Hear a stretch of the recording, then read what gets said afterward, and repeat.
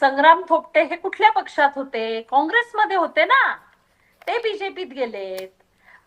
तुम्ही जर बघितलं असेल की अजितदादांच्या नेतृत्वाखाली किंवा मार्गदर्शनाखाली जे जे कारखान्यांना नी काम केलं ते कारखाने अतिशय चांगल्या पद्धतीने चालत आहेत.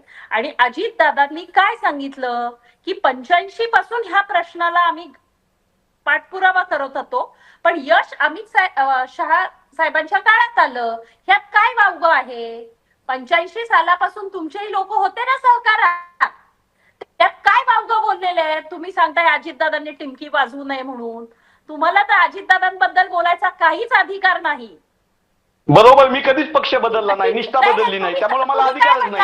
अजितदादा टिमकी वाजवतायत, काढू का काँग्रेसचे? तुम्ही हिशोब करा आणि खरंच आपण समोरासमोर सांगा ना, सांगा कोणता काँग्रेसवाला राजकारण आणू नका सहकारात. माझं अजूनही असंच म्हणणं आहे की तुम्ही राजकारणाचे जोडे त्या सहकार कारखान्यातनं बाहेर ठेवले तरच सहकारी साखर कारखाना चांगला राहणार आहे. अजितदादाच्या मॅनेजमेंटच्या राजकारणाला तुम्ही हे म्हणताय हो? अजितदादांनी जोडे डोक्यावर घेतले बीजेपीचे, अजितदादांनी अमित शहा साहेबांचे जोडे डोक्यावर घेतले आणि तुम्ही आम्हाला जोडे काढा म्हणताय. मी हे बोलत असताना एक शब्द बोललेले नाही, ह्यांना गप्प बसायला सांगा. ठीक आहे, बोलू देत हनुमानजी, त्यांना बोलू देत, मी येते नंतर. तुम्ही मगाशी सांगितलं राजकारण करायचं म्हणजे काय? जिथं 2 माणसं कामाला लागतात तिथं 10 लोक कामाला ठेवायची आणि ती घरगडी म्हणून घरी ठेवायची. हेच का काँग्रेसचं राजकारण? हेच चहा द्यायला खरी माणसं ठेवायची? हेच का काँग्रेसचं राजकारण? मग आता जर व्यापारी पद्धतीनं, माझं तर स्वतःच असं मत आहे, मी महानंद सारख्या संस्थेवर चेअरमन म्हणून काम केलेलं आहे, मलाही माहिती की जोपर्यंत एखादा सहकार कारखाना प्रोफेशनली चालत नाही, म्हणजे 100 लोक जर अपेक्षित असतील कामाला ठेवणं, तर 100च लोक तिथं असायला पाहिजे.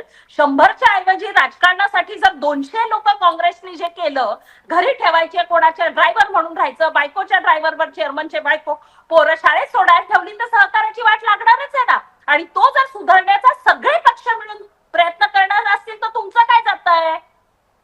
बर, वैशालीताई, आता मी तुम्हाला फक्त छोटासा विचारते. प्रश्न एवढा होता की 1985 पासूनच्या टॅक्सचा जर अजित पवारांनी उल्लेख केला तर 1985 पासून अजित पवार राज्यामध्ये, केंद्रामध्ये होते, निवडून गेलेले नेते होते, अनेकदा सत्तेमधले नेते होते. मग त्यावेळेस त्यांनी यासाठी काही प्रयत्न केले नव्हते का? तेव्हा का नाही झाला तो साखर कारखान्यांचा कर माफ, इन्कम टॅक्सचा कर माफ, जर त्यांना तो इतका माफ करून हवा होता तर?